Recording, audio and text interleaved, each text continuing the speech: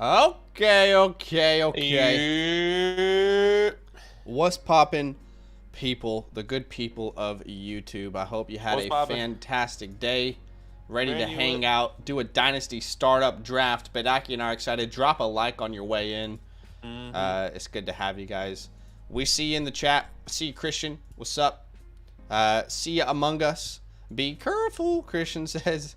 Be careful. Styles says Jaylen Brown's a real MVP for the Eastern Conference Finals. Christian is asking Ritter or Hal in the chat. I want you guys to let him know. Who would you prefer? I mean, for me, I think I'm still leaning Hal slightly, but it's very close. What's up, UT? Daniel Macy says 99 days until kickoff. Talk it up. We're in the double digits, people. It's getting closer and closer, and we're getting excited for it. What's up, Heather? Welcome in. Welcome in. Let us know who we're hanging out with today. But Aki, what are we doing today? What is the point of this stream? Why are we all gathered? Yeah, we are doing a Dynasty startup mock draft with our community. If you want to be a part of that, all you have to do is join our Discord. Link in the description. The link is going to be in the chat here soon. Go to the Fantasyland tab with the orange footballs, and then go to content releases. That's exactly how you'll be able to join every single mock draft that we have on either of our channels, whether it's our Dynasty channel or our redraft channel. Once again, join our Discord, link in the description and in the chat, content releases. And that's exactly how you can join this mock draft. And we're going to continue to be popping off Dynasty startups every Tuesday night over there, every Tuesday night so far right now, leading up to the season. I know some people have a lot of startups that they want to practice for, and maybe we will have a startup we are going to be practicing for soon. Hopefully, we'll see. But yeah, join our Discord. Yeah, that's where it all goes down, baby. That's where the it all gets cooking. What's up, Angel? Welcome in. I am just setting the correct settings for us now. No worries, for the mock draft. But yeah, we'll do a Superflex Dynasty startup mock draft. That should be fine. I'll send you this link, Badake, and then Badake's going to send it out, as he mentioned, over on the Discord. So get ready, because it's coming. Here we go. Right, and while we're waiting to start this, I want to know people's predictions for the NBA Finals. I want to know. Let me know. Who's winning, Nuggets or Heat? Honestly, I think it's Nuggets. I think they're just it feels like they're overall complete team. Don't you think? Yeah, I think the Nuggets have the upper hand for sure. They 100% have the upper hand. I want it to be the Heat, though. Just feel like there's no weakness there. Once again, I don't really know much, but from what I watched with the Nuggets, it was just like so strong every single time. But yeah. I want it to be the Heat, but you're right. It definitely could be the Nuggets. I wouldn't be surprised by that. Yeah, so let's see. I mean, is that guy that kind of broke his hand coming back here? Oh, Tyler Hero? He could. Yeah. We'll find out. He definitely could. Coming back. Okay. Okay. Yeah, I mean, if he's back by then, I wonder what that looks like. Yeah. Because he's been out for over a month. They say Hero can be back for game 3. Okay, well, apparently that's a huge X factor. And he just said he's cleared to play. So I mean, conflicting reports here between two insiders. Between two insiders. Let's see. Hero Heat can play ? Have you sent that link out? No, you're right. I haven't sent that link out. So let me do that right now. Once again, join our Discord, link in the description. Go to content releases, and that's how you can join this mock draft here. 3, 2. There you go. That is the link to this mock draft. It is out right now. MP Schefter. Yeah, the Joker is nasty. Nuggets sweep. Christian says Hemi bucket. Style says Lakers at 8.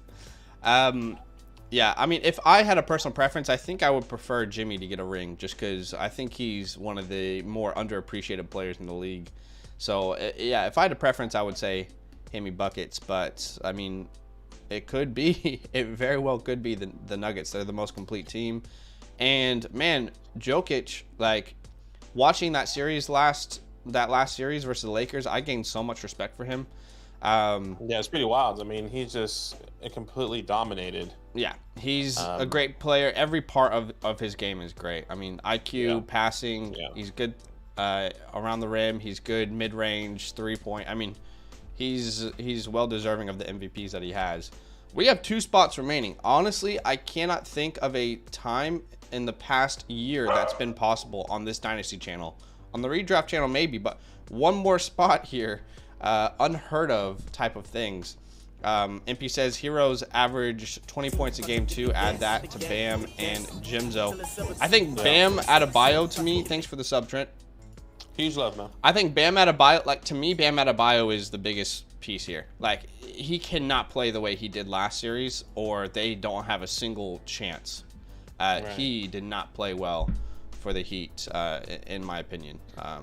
He's got to play much, much better. Okay, we are completely full, so let's get on the same page here for a second. This is a 2023 Dynasty Superflex Startup Mock Draft. It is PPR format. It is not tight end premium. 3 flex spots. So why don't we go ahead and start this thing off here? Let's do what we do and let's do it best. As T. Lowndes is first on the clock. Bring the wow back. No, please don't. Okay, Josh Allen goes 101, and my Lord and Savior Jesus Christ, Patrick Mahomes, welcome to the squad at the 102. Jalen Hurts goes at the 103. Don't you put that on me, Ricky Bobby.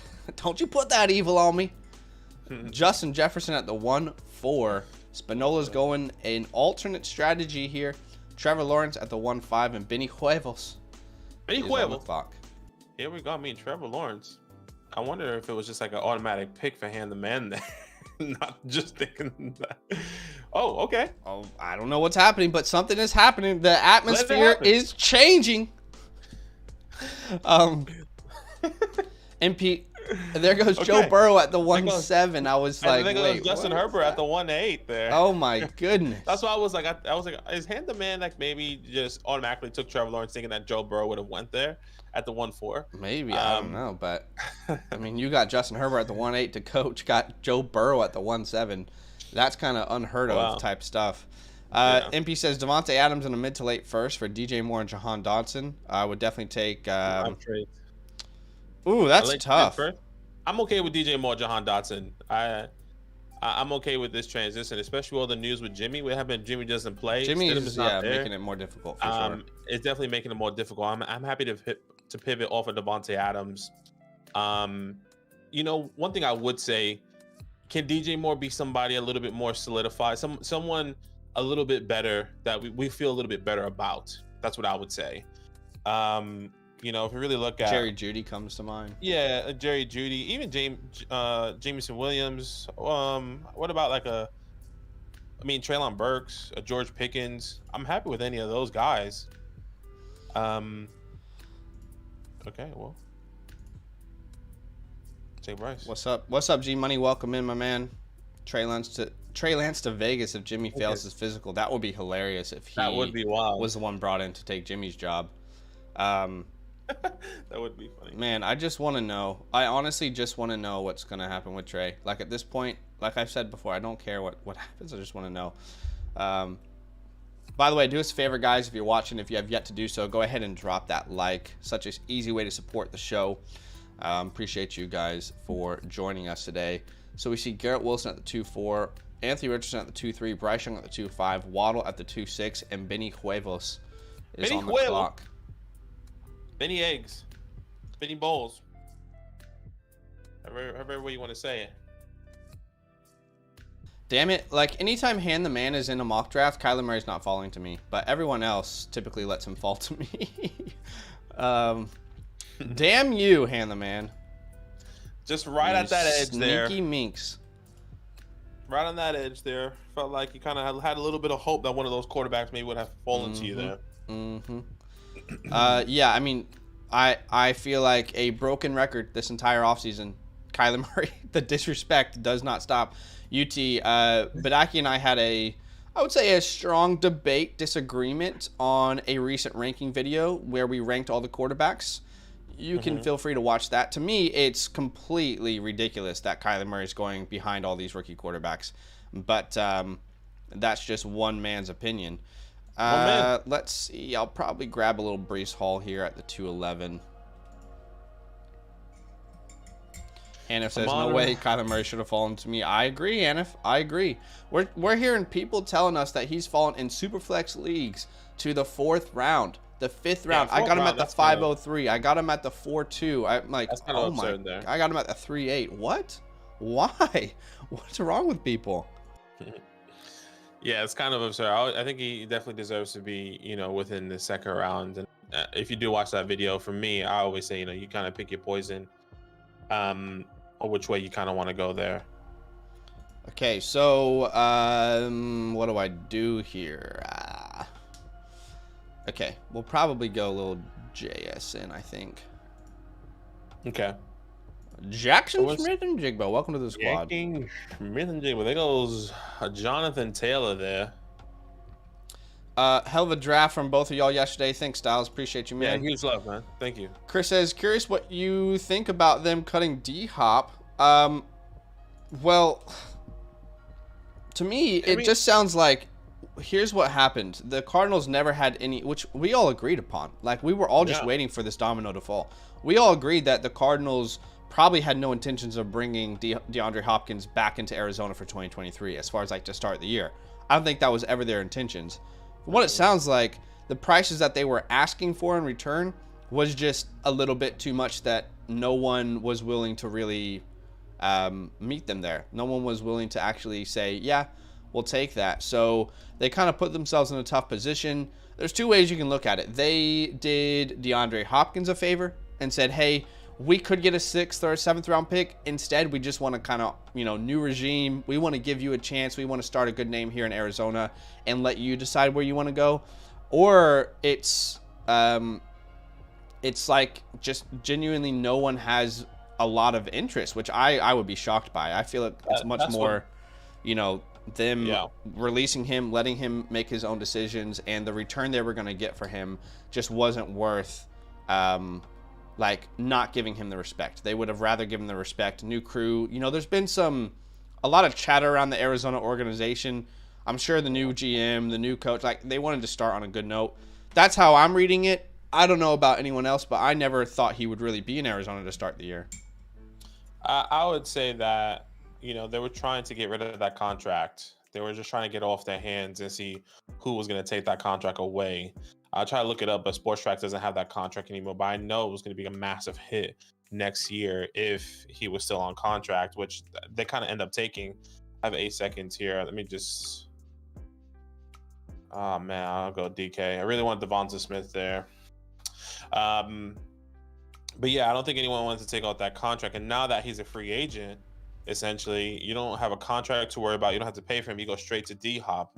And I think it's going to be interesting of what price what price he's actually looking for. There's some pretty big contenders that still got some money that can make it happen, Yeah, that's true. So it's definitely going to be interesting to see how that works out and pans out for DeAndre Hopkins. But I will say it's a massive rebuild for the Cardinals, I would say as well. Sure. I mean, like, it just makes sense now. Yeah, it doesn't make much sense for them to have DeAndre Hopkins this year. It doesn't make sense for D-Hop either. What I will say is, depending on how long DeAndre Hopkins is a free agent, my worry level for his involvement or priority in an offense rises every week. Like, if he's not signed by this time next week, I'm more concerned that he's not a priority for an offense. And every week beyond that, I continue to get a little bit more concerned. What do you mean priority? Because I would definitely think that he would be priority if he does get signed. I think the biggest question is how much they want to pay him. So depends on where, and it depends on how much. I mean, we've seen this story play out for veteran wide receivers. Well, it's Julio Jones, right? Of course he's going to be involved. Then he goes to a team that has Mike Evans and Chris Godwin, and he signs for a very small deal when it seems like no one was super interested. And all of a sudden maybe he's not going to be the number 2, right, on a team. Right. Like, that's what I'm saying. Like, the longer, to me, if a team, and I'm not saying a team doesn't, but if a team desperately wants him and thinks that he could be an important part of their offense, they will get a deal done in the next week or so. If they don't, they'll let him linger on free agency. They won't meet his asking price, and then his asking price will come down lower and lower.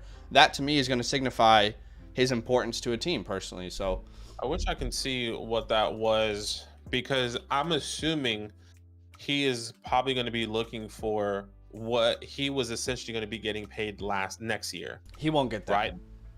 And I think At best, he's so getting the Hopkins, OBJ contract, but OBJ, I don't think any he team got a outside the 1 year. Ravens was going to give him that. Yeah, I mean, the OBJ 1 year contract was already absurd in our eyes. So for them to get D Hop at a bigger That contract price, would have made sense for D Hop though. for sure. I understand that, because D Hop doesn't have like the ACLs or whatever. It's interesting. So like Hopkins cap entered this season with 30 million before slightly dropping to 26 in 2024. Everything okay over there? Well, hold on 1 second. There's a big bang. 1 second. Hey guys, shout out to the 70+ people watching the stream. Do us a favor, go ahead and drop a like. Just a simple way to support the show to help us grow on the channel. Every like just tells YouTube, hey, I like these guys. Other people probably will like them too. So we definitely appreciate your love, appreciate your support. Let's see what Attack of the Titans does here. He has Hurts, Amon-Ra, Jonathan Taylor. I will say personally, I don't feel very inclined to go quarterback here anymore. To me, ideally in the fourth, if I land a Daniel Jones or a Tua, why is the man got 3 quarterbacks in the first 4 picks? I don't know. I just noticed that. I guess he has to go for another quarterback, and he wanted to solidify that with Kyler Oh, Murray. okay. I guess yeah, that could make sense. You're right. You know, Etienne falls to the 4-10. Are we starting to see a trend where Travis Etienne? I actually was going to take him at the 3-8, but I kind of wanted to go a different route there. But yeah, I also wanted to see where he was going to fall because of what you were going to probably allude to about what Tank and all that everyone's worrying. Yeah, this could be the start of a trend potentially where people are going to start fading him. UT said Etienne went at the 5-4 in his startup. Sheesh. Okay. Really he might be a value pick here soon enough. Okay, I'm gonna probably grab Jerry Jeudy here. Hey. Trying to make a move for Etienne.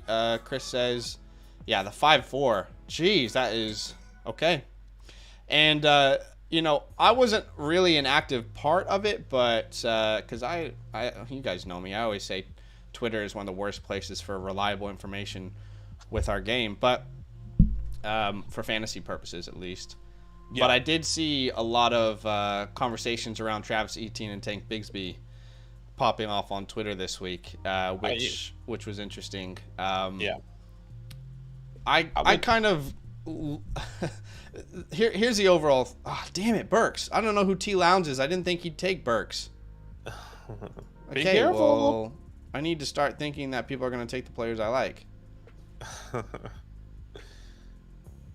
Yeah, look, as you're kind of making your pick here,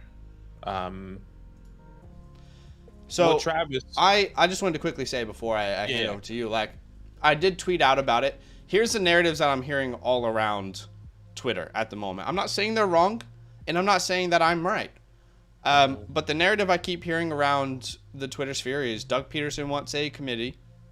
Hey, almost every NFL backfield's some sort of a committee at this point, right, guys? Doug Peterson wants a committee. They brought in Jermichael Hasty and a couple other vets to work in the receiving game. And that Tank Bigsby is probably going to have a 50-50 role. If not, some people out there saying that Tank Bigsby is going to overseed or overtake Travis Etienne. Because Travis Etienne wasn't brought in by this coaching staff, right? And Tank Bigsby was. Which that brought me back to a conversation. I remember this time last year, Josh Jacobs felt like a screaming bye. And it brought me back to all the conversations that people were telling me about Josh Jacobs and why I was wrong. And a lot of that was, hey, Zamir White is going to take Josh Jacobs' job, right? Because Josh McDaniels didn't draft Josh Jacobs. He drafted Zamir White. But he also brought in Amir Abdullah, Brandon Bolden, because he wants to recreate that timeshare he had in New England. So like that all happened, right? So it was kind of a subtweet to the entire Etienne community. Some people got it. But look, I'll say this. I think Tank Bigsby is a better I was very, very low on Zamir White last year. I think Tank Take Bigsby is a Devontae. better player than Zamir White. But still, I don't think that Travis Etienne is just going to become completely irrelevant. I still think he's going to be at least the 60% share in this backfield. So let's see. But a lot of people think it's going to be a timeshare between almost 3 running backs, apparently, according to Twitter. Yeah. I definitely disagree with that. Not what you said, but with the timeshare of 3 running backs. I think that's a bit absurd. My biggest argument is that I think Tank would be maybe a goal line guy. He can potentially take a first and second down workload, not at full capacity. Maybe Travis Etienne gets 3 series and then Tank has a whole series where he's first, second, right? Like that's the type of kind of workload I'm kind of envisioning. And Travis Etienne, no doubt about it, is going to be the guy in the air. Now, the biggest question is, what does that goal line workload look like? And I think the biggest comparison coming in, at least for me, is what we're going to potentially see with like the Jamal Williams and Swift we saw last year. Great Etienne, a great pass catching back, a great run in between the tackles as well. But still, I think Tank brings something different in the sense of maybe a little bit more power, less burst that Travis Etienne brings. So let's see. I don't think he's going to be this. Yeah. I hear you. Massive percentage. Look, I think Tank Bigsby is going to be. He's going to have a role for sure. Like to me, it's like 35%. He'll have opportunities, right? He will be like, think about what Samaje Perine was for the Bengals, but maybe he's not playing all these passing downs because Etienne is actually a good pass catching running back. But I think there's a couple things at play here. Firstly, people are not giving Etienne the respect that he's due because he's in his 3rd year.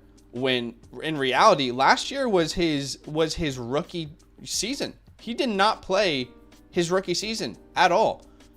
If you told me Travis Etienne as a rookie ran for over 1,100 yards and had over 300 receiving yards, so what, over 1,400 total scrimmage yards as a rookie? I mean, we wouldn't even be talking about this.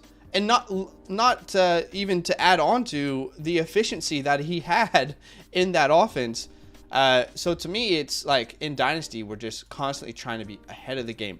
That tweet that's going to go viral, that tweet that I can quote later on that I'm right about, even though it was crazy that no one's going to remember now. It's like, this is Dynasty land on Twitter, not us, but like Dynasty people in general on Twitter, trying to get ahead, trying to have that ammunition on their account. But look, again, I think Tank's going to be involved, but Travis Etienne, if he keeps falling, he's going to end up being a big buy for sure for me.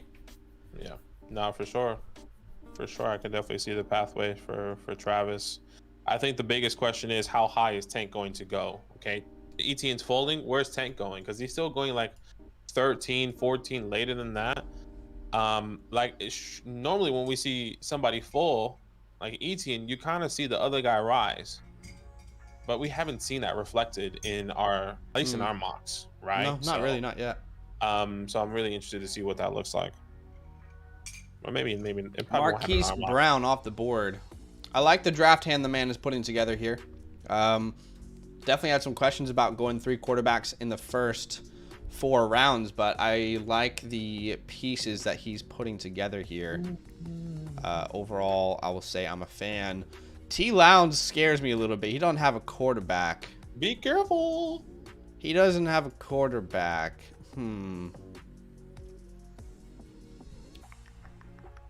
Depending on who he likes. Yeah, I'm gonna take Jordan Love here. I don't want to see Jordan Love go off the board. Oh, okay. And let's see what he does here at the 6-12 in the turn. Well, now he maybe not. Shout out to the Kenny Pickett. Bobbing like I'm Dobbins. Kenny Pickett goes off the board. I wanted Jordan Love because my plan was after Jordan Love went off the board, I was going to go Geno Smith. A lot of people disagree with me on Geno Smith. I think he's a buy. I think his price never actually got to the point where it was overbearing for me. I think he's always been a relatively good value. All last year and even all this entire offseason. I think Now he's you getting add to the Jackson Smith point. and Jigba. So Geno Smith to me is a screaming buy. He's been a screaming buy most of the offseason. So Yeah. I am kind of taking away some of that risk with Jordan Love. It's kind of like what Han the Man has done. I've just done it further down the board. I'm taking on some risk and I'm adding on some security. It's just, lesser names, if that makes sense. No, for sure. For sure. I definitely see the pathway. I think I bought Geno as sell at the right time player in that video series that I kind of did. And I think it's getting to the point where we're seeing Geno going. I mean, not getting to the point, but I think it could get to the point, kind of like what I alluded to the video. If Geno gets to a point where he's going he's a value at like a late first, I'm very interested in that. I'm very interested to see what that looks like, whatever. And if you can get a random 24 first, and you have to throw in something to make the pot even sweeter to get the first, I'm actually really interested in that personally. I hear you. I personally have not seen that ever be his price. No, and that's what I'm saying. That's why I'm saying, like, it could get to that point as we get closer to the season. Geno's Okay. rising. Like right now, he's 7-2, right? Like I would say, 2-3 weeks ago, he was still going maybe in the 10th round in our startups, maybe let's like a round later, maybe the 9th round, right? Okay. So as it keeps rising, and if he gets to this point where he's going, in the 6th round, maybe he's going early 6th. I'm saying, okay, how much value are we can really get for Geno? And if I can throw Geno Smith in let's just say a random second to get a first, I'm happy to try that. Sure. Right. But I guess maybe that's my perspective on Geno. Still, that's not a knock on Geno. mean, It's more like I hear you. I'm trying to sell at the right time. In a Superflex league, if I can throw a random first and get Geno and a random second, I think I would personally do that. I mean, maybe. I just don't. It's almost. I feel like you have love for Goff, but not Smith, and that's where I'm like, how do you not have love for both of these guys? I do have love for Smith. Sure. I think Goff, with everything that we've seen, and the team that's built around him, and the youth of Goff, what he's like 3 years younger than Geno, or 4 years younger than Geno, and there's talks of contract extension. Geno just got his contract extension. Exactly. So which is fair. But if Goff gets a contract extension even bigger than that, I rather lean on Goff a little bit more. At least maybe that's my projection. I'm projecting that, right? Yeah. So that's a little bit more difficult when it comes down to like argument and like actual stats. Yeah. But yeah, I mean, I don't know. I mean, I've been talking Geno Smith up a lot. Quarterback 5 finished last year. I believe in points per game he was quarterback 9.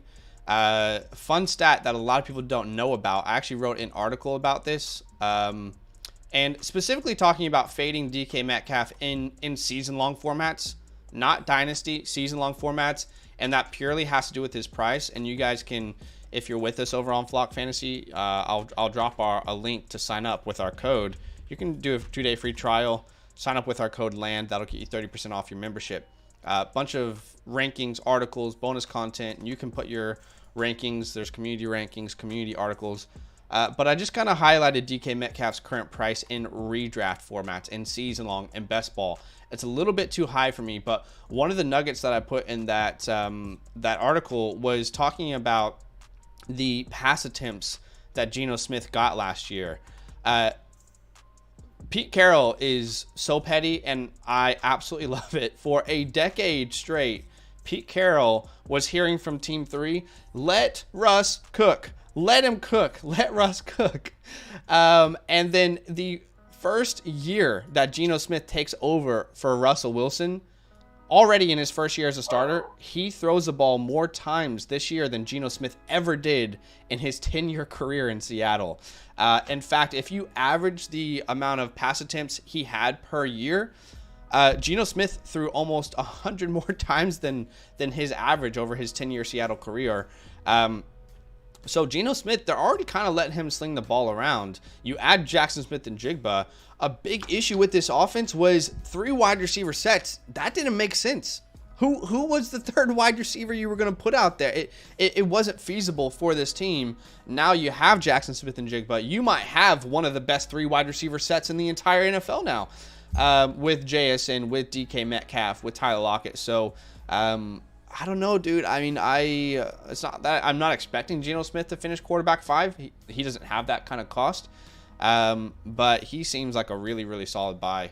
And the same narrative with Jared Goff. We keep saying, well, when will they be in a position to replace him? Because these are good teams. And I look at this team and I'm saying to myself, they're not going to be in a position to get Drake May or Caleb Williams next year. That's for damn sure. So yeah, I think he's a good buy personally. And I'm on the clock here, so I'm gonna have to make a decision. Sorry, I was me. I'm not saying he's a bad buy, so I would definitely agree with you. He is a good buy, but I guess once again, in the video I'm alluding to, sell at the right time. You know, if he gets to a point where it can easily become a first and more, or whatever the case may be, I'm happy to trade him away immediately. But yeah, love Geno Smith. I mean, you know, a lot of stats there in that article that you brought, so that's great. Especially comparing Russ. Man, I don't really know what to do here, to be honest with you guys. I mean, watch this be the year Rashad Bateman breaks out. That's why I said that. Watch this be the year. I'm telling you, man, I have a feeling this could be like, okay, OBJ, Zay Flowers, Rashad is just open every single time.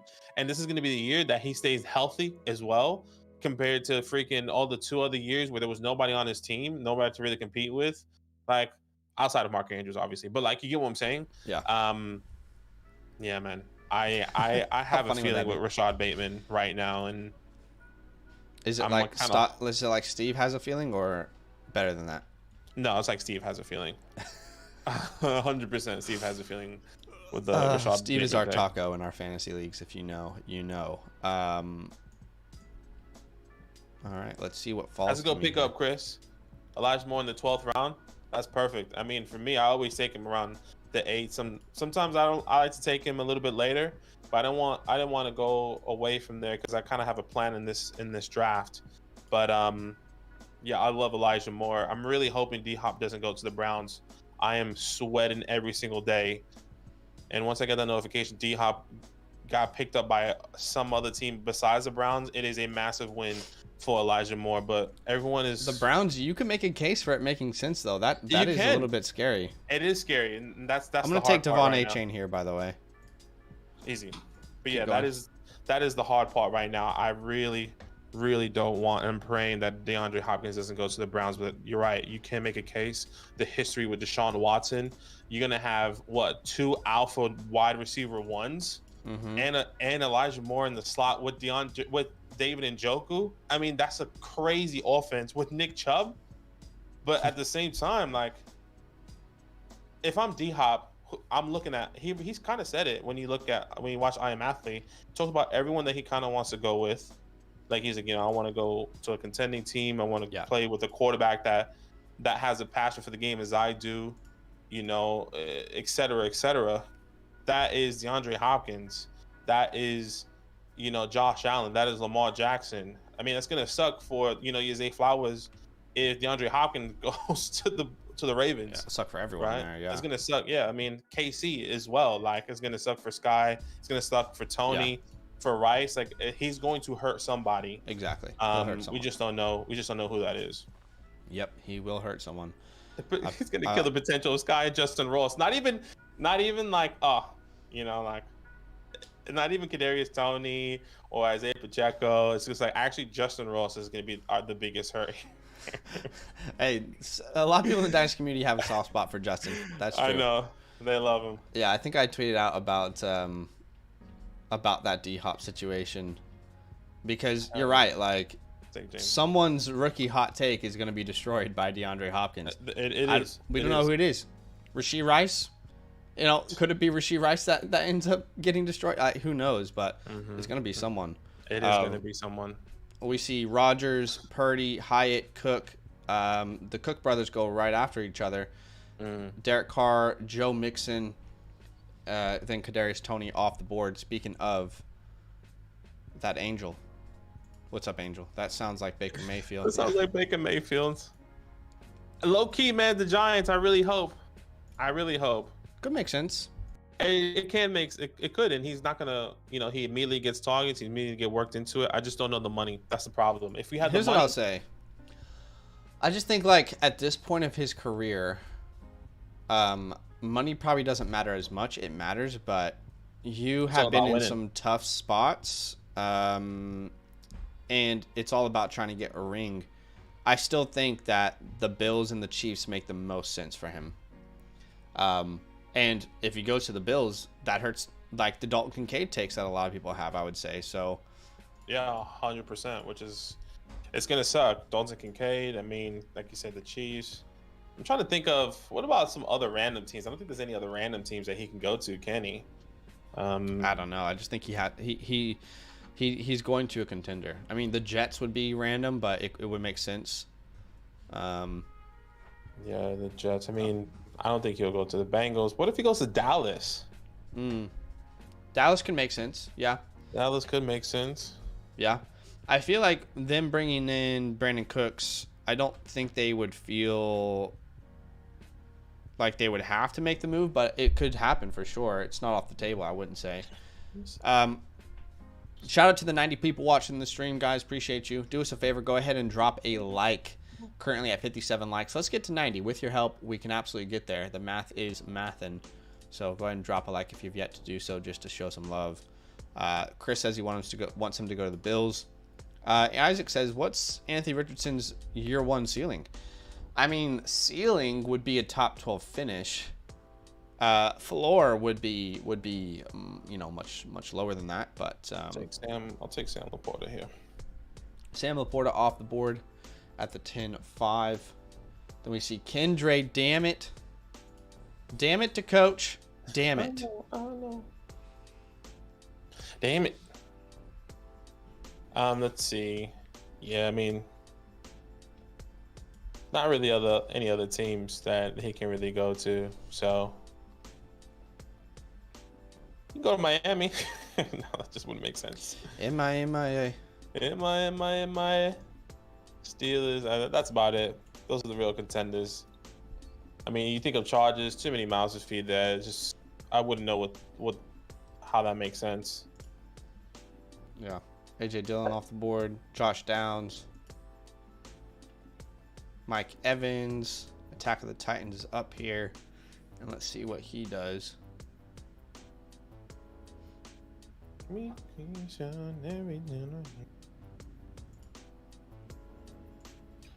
Williams there. Okay, Mike Williams off the board. I tried to sell Mike Williams for Keenan Allen recently, and someone told me no. Hell no. And look, I mean, I get it. You guys, everyone's got their reasons. There's no wrong reason. Yeah, I guess I'll go a little David Montgomery here. Nice little Monty. A little Monty in the 10th round. Style says Kincaid a little overrated in this mock. We prefer quite a few other guys over him, especially at an on-site and premium. I think it depends. I mean, depends on the team construction. I think here you could probably see he could have got more wide receivers. But I mean, he's like tight end 6 right now, according to the community. And he's my tight end 6, so I'm actually right on par. Tight end 6, tight end 5.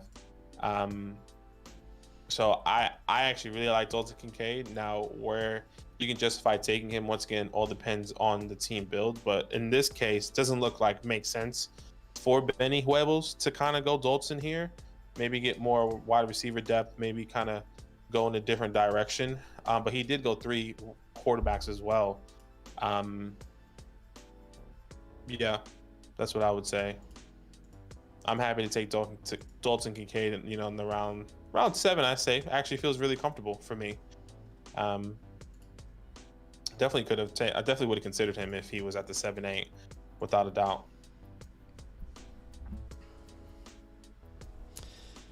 All right, Samuel Howell off the board at the 11-3. Yeah, Monty, Marvin Mims, Brian Robinson, James Conner, Sam Howell. Sam Howell never goes where his trade market is. Like in the leagues I have Sam Howell, I've been offered like the 202, the 203. He never goes around that range. He always goes later in startups. It's really interesting to see. Like that would be technically like round 9, but he's always going a couple rounds later than that in a startup. There's always some discrepancies though between between some people, some players. For sure.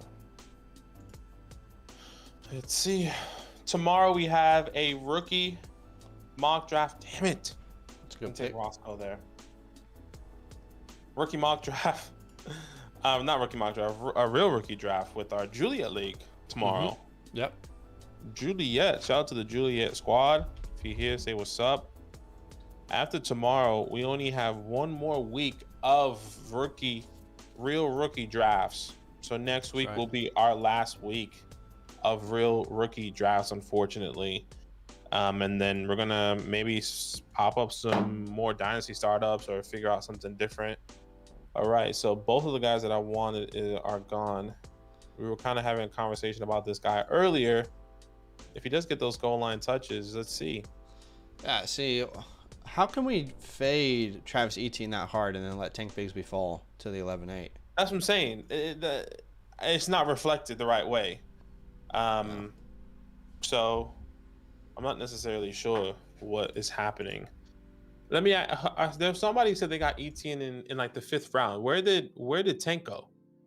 If you're still in the chat, let me try to see if I can find that. I'm trying to see if I can find who that was. But yeah, see, like Etienne just went at the 5-4 my startup. UT said. So if you're still here, let us know where he went.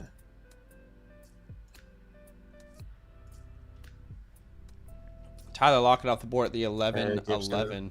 That's another one I was gonna hope for. So yeah, Gibson. Here. You know what was weird is like in Sleeper's ADP right now, Antonio Gibson was right by Israel Abanikanda. Like I could definitely be missing something here, but why is Abanikanda this high? Why is Abanikanda have a higher like ADP on Sleeper than Elijah Mitchell?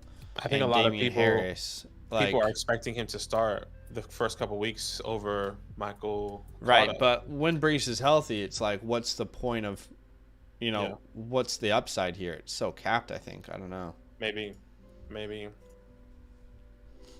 Only the 6th round, no Tank. Yeah, I'll keep you posted. Yeah, let us know because I'm really interested what that looks like in your draft. Yeah. Jamal Williams there. Which wide receiver outside of the 1st round do you guys think will have the best rookie season? It's a good question. Let me just refresh my mind and look at all the options. The rookie wide receivers outside of the 1st round. I mean, the first one that comes to mind, I would say, is Jonathan Mingo. Maybe that's the easy answer. Yeah, he was the first one drafted. Yeah. Just gonna refresh my mind so I can look at all the options here. I would also say Mingo, Reed, Rice, Mims. I would have to say the first two, Reed and Mims, or Mingo, excuse me. Just feels easy to pathway. Mingo, no one is ahead of him. Jaden Reed really only. I think someone's wide ahead of receiver him too. Yeah, I mean Adam Thielen, but I'm saying like he's gonna be on the field day one, just like both these guys on field day one, maybe as a respected wide receiver 2, meaning that there's no one ahead of him that they have to compete with to get onto. I'm not sure. That's what I mean. I want Mingo to be on the field week 1. I'm not sure he will. I think DJ really? Chark. Yeah, I mean maybe back half of the season, but I don't know that I don't think Terrace Marshall is just not gonna. Terrace Marshall, there's a lot for Mingo to learn. He's kind of rough around the edges. I don't know. I would say Thielen, Shark is going to start over him, and Marshall if all of them are healthy. Okay. I mean, definitely a pathway for that for sure. But I think Mingo could start. I would say Jaden Reed is the name I was going to put out there because I think he actually, to me, he definitely starts week 1 in the slot for that team. I don't know who else would play in the slot. Right. No, I could definitely see the pathway for both. I mean, I can see, Terrace Marshall still being there. Let's see what he does. He was a 2nd round pick. I mean, let's be honest, 2nd round pick. Adam Thielen's there. DJ Chark. I mean, if DJ Chark can't stay healthy, Mingo's easily on the field at ASAP, which is a big problem. Sure, and it's likely that both of them start at some point. I'm saying that I would say if one of them starts from day one, to me, I would put Reed in that category. And honestly, you might be able to put Marvin Mims there. as well. I'm worried about Chiefs because I'm not sure what Andy Reid's going to need to see from Rashee Rice to start him that early. But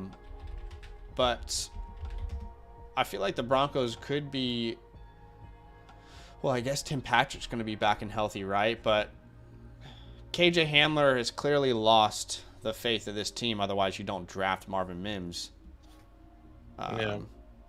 I guess Judy does mainly play in the slot. Yeah, I don't know. So I guess Reed is probably my answer. No, Okay, Evan Ingram goes off the board 1 pick ahead of me, and that is tough because I definitely wanted him. But Greg Dulcich is still there, so we're big chilling. old Greggy. We're chilling. Caught up in the moment. G-Money says, I love me some Reed's going to get snaps out of the slot. Yep. We got Mingo from Brandon. Marshall's only 22. Yeah, I mean, that's what I'm saying. Like Thielen's going to be playing. No question. Like, he will be the starter. He'll start the entire year. Then you have to ask between Marshall and Shark. And I think Shark is a good wide receiver. I've always thought that. If he is healthy, I think he plays. So, really, I guess it comes down to Terrace Marshall and Mingo. Again, I'm not saying, like, Mingo's not going to be on the field. Right. Yeah. I'm just saying I might view those receivers in a different light, potentially. Okay, no. I'm going to get a starting running back in the 13th round. Damian Harris. Yeah, I'm just stirring the pot here. Welcome to the squad, Damian. Welcome to the squad, brother. Welcome. Is there still hope for Terrace Marshall? Look, probably, like, I'll say this. By the end of the season, Mingo has probably got the belief of the team over Marshall. But Mingo is not a polished receiver by any means. We love him because of his athleticism. Those type of wide receivers, typically, I just think... And I just drafted Jonathan Mingo in a rookie draft yesterday, but I think typically those receivers where you love them for their athletic traits, they're probably not going to show up in camp day one and just dominate, right? So I think some of those younger players like Marshall, who's had some chance to, I guess, develop over a couple years. Thielen's definitely going to start, and then Shark has been a good receiver. So I don't know. I mean, we'll see. I think Reed would be my answer now that I think about it more. I would say, I guess for Mingo, for the question, Terrace Marshall, does he still have something left? I wonder what that looks like. I wonder how long of a leash he does have, because if he doesn't kind of show up in the first couple of weeks, and yeah, maybe it's kind of hard to lean on that because, Bryce Young is still going to be learning. Everyone's going to be still kind of gelling together. But I always say now, bye weeks. When's that bye week? Because if Terrace Marshall is not producing to the way that they like by that bye week for the Panthers, wherever that is, we can see Jonathan Mingo on the field sooner rather than later. Let's see if I can find their bye week, because I think that's going to be a big thing. Okay, so they have a bye week 7. So still, I guess, dead middle in the season there, kind of. Yeah. So we can definitely see Mingo kind of take over a little. What would you give me in a swap in that league that we drafted yesterday for Mingo and Reed? Mingo for Reed? Mm-hmm. What would you add to that deal? I like the small JP round pick there. That's what I'm getting from you. So I have to add something to the deal. Well, yes. I know you have Mingo ahead of Reed by. Well, I'm just with the conversations we were just having. It seems like the opportunity there is for Reed. So I'm assuming you want Reed now. I'm more just curious because I thought you had a stronger stance on Mingo than myself, but I definitely could be wrong. Now that you're trying to trade for him. No, I know that's not the first time that's happened. No, I do. I'm just saying, like, you're kind of selling Jaden Reed, so you're trying to get him, at least you're saying, well, you think he's gonna have more opportunity, so you're trying to get him on the low just because you know that I have Mingo higher. You know what I'm From saying? everything that I know about you with Jonathan Mingo, you have him significantly higher than Reed. If I that's mean, true, then I'm trying to understand what sort of value the I best could thing get I would back in do, a swap.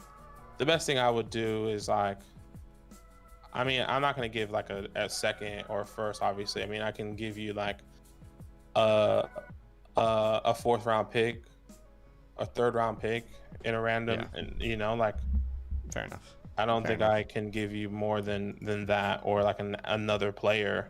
Yeah. No, that's fair. Yeah, that's probably, I can give you Kyle Phillips if you like Kyle Phillips. Boy, send it through. Yeah, I mean, I'm happy to do that because I'm never gonna start Kyle Phillips. Yeah, I'm not. That was a joke. Sorry. No, I don't. Kyle Phillips isn't going to sway me in a deal. Yeah, that's what I'm saying. There's not gonna be much to give, you know. Okay, last pick for me.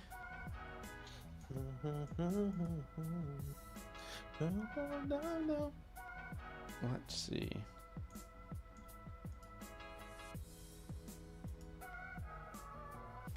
Who do we want here with our last pick? I think I have an idea.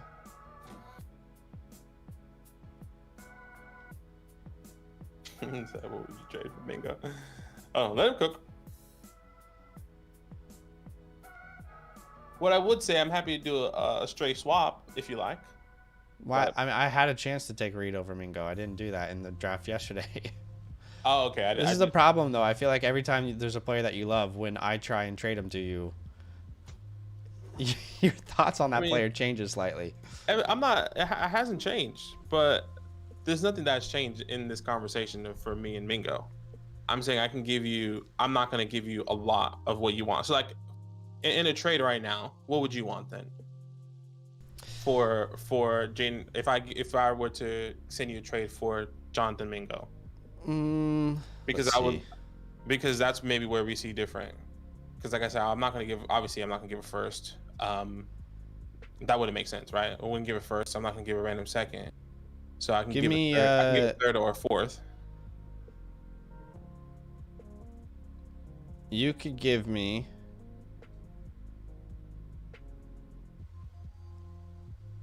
Because I think this is where we see different.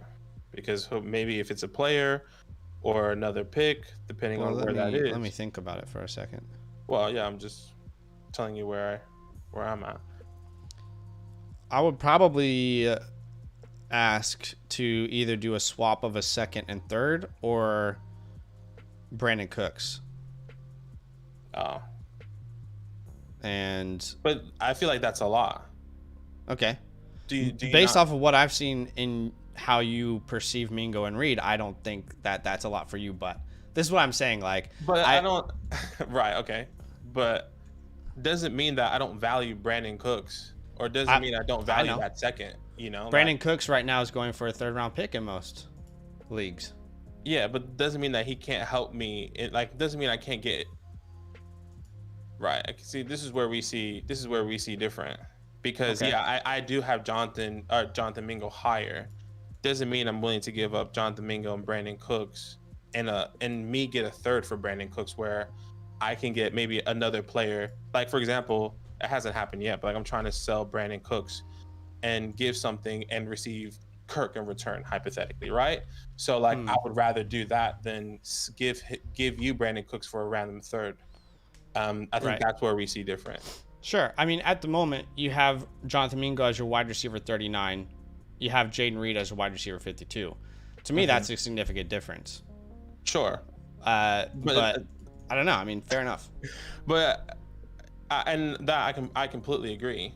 I'm not disagreeing with that. I think when it comes down to what I'm giving up, an addition, right? I feel like that. But okay, so let me ask you this: why does it make sense for me? The offer you offered was Kyle Phillips.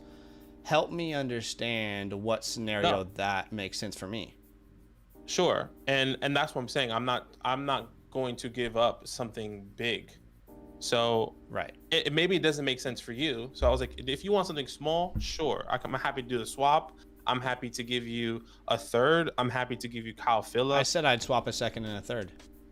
I don't want to swap a second and a third. I'm giving you a second to receive a third. I don't want to do that. Like I'd rather hold on to Reed, because then I move back a whole round to get a guy that, yes, I do like, but I'd rather take my chances with Reed in that moment. And then maybe that second is a 201, right? Like maybe that second is a 202, but maybe not. And maybe that second in 2024 feels a little bit more comfortable to me right now. So yeah, I think that's where we kind of see different. Like I know I have Jonathan Mingo higher, but when it comes down to trades, once again, that's where we see different. So yeah, I mean, you did say like something around third round value. Brandon Cooks has been valued around that, so I don't know. I mean, I feel like I don't know. I mean, like I said, why do I roster Kyle Phillips then? Like, what do I do with Kyle Phillips in that deal? For example, the other day you sent me a trade for Terrence Marshall for Brandon Cooks. Why would I do that? I sent you Terrace Marshall in a third, I'm pretty sure. It was a straight swap for Terrace Marshall and Brandon Cooks. Right, so that's the starting point. Did you counter at all or no? No, I didn't, because we see Brandon Cooks completely different if you're going to give me Terrace right, but Marshall. You would have never known where I would have gotten to unless you countered. No, you're right. But I think in that starting point, it's a bit difficult, because I would have sent you back a second. You'd be like, bro, why would that make sense? Right, and then I probably would have countered maybe with, like, let's say a third in Terrace Marshall.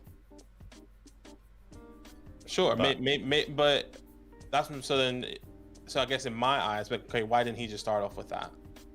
Because it's a starting point. I want a negotiation. I want to get to a place. Sure. We say this all the time. What do you mean? Why do you start off with that? We say that every trade video. I know, I'm not disagreeing. I just said sure. Like I'm agreeing with you. Like I don't see how I disagreed there. Once again, it's just a difference of opinions and trades when it comes down to that. Yeah. So I mean, I still rather hold Brandon Cooks than receive a random third from anyone. Even if, and like same thing with like Terrace Marshall. Like if I'm not a believer in Terrace Marshall personally, so like if you would have sent that Terrace Marshall in the third, I still would have counted even higher and then wouldn't have liked. You know, thanks for the sub, Angelic. I mean, yeah. See, like at some point, that's what I'm saying. Like, I don't know. I feel as if there are times when I try and make a deal with you and the value changes when I want a player. That's how I feel. But maybe it's just my feeling. Maybe I'm wrong. I know that. I don't know. It's fine. It's fine. I mean, hey, well, I don't really. Yeah, it's okay. It is what it is. It is what it is. Look, like to me, you're probably taking Mingo. Like I've seen you take Mingo at the 202. You know, like I have. I know how highly you value him. But then when I'm trying to move him, it's different. I don't know. It is what it is. It's fair enough. But like, I'm not going to give Jalen Reed, who's a second round pick. Okay. Once again, like, I'm not disagreeing that like, yeah, if you want to get somebody, I'm going to try to get the best deal for me. And vice versa. So like, I'm not, and especially with the conversation we just had, which you just said, Jalen Reed could have the higher potential this year. You don't see Jonathan Mingo that high, which is fine. So that means, in my eyes, maybe you don't have this reflected in your rankings, but in my eyes, the way you just explained it, you may be changing that sooner rather than later, or whatever, or down the road. Because I would rather you stick to what your opinion is rather than change it based off what mine is. That's my problem. If somebody values somebody higher, of course I'm gonna squeeze it, just like you're trying to do that now. Like how, and I think that's what's frustrating in trades is like, whatever your value is, that's fine. You like, but I also know your value. But I also know your value. I also know your value. Right. I think that's the difference. So like, if it doesn't matter who it is, player A, Zach has really high. Player A for Badake, he has a mid to low. So hey, let me go to Zach with player A and see how much I can squeeze out of him. But you know I won't do that. I know. I guess because we know each other, I know you wouldn't do that because you know I don't have him that high. I'm like, bro, why would I buy this guy off of you if you know I don't have him that high, right? Like, I mean, fair enough. But I think I've had conversations with a lot of people who. That's the whole point of trade. They believe in like their opinion on a player matters more than scoping out how a different player feels. But I mean, look, it is what it is. There's different opinions. There's different strategies. Yeah, I would agree. Again, like you offer me Kyle Phillips. Do I roster Kyle Phillips? And you offer me to swap a second and third. I would Yeah. rather keep the second. Okay, fair enough. And there we are. There we are. But the response there at times is like, well, that makes sense for me. It doesn't make sense for you. I don't understand how that makes sense for you. That doesn't make sense for you. And from your perspective, do you get what I'm saying? How that you have them 13 spots different in your ranking, and then I know you would take them at the 202. And I don't know. It is what it is, dude. Like, sure. I mean, you weren't even going to take them at the 207 in yesterday's draft. I was trying to. That was the whole point. You were trying to take Mingo. Exactly. Not Reed. I was always going to. Yeah. Anyway. But yeah, I mean, yeah, I don't know. Yeah, it is what it is. It is what it is. All right. That is it for today, guys. We will see you on the stream tomorrow night. Rookie draft tomorrow night. Real rookie draft. Come hang out with us, and let's see who gets Jonathan Mingo. All love.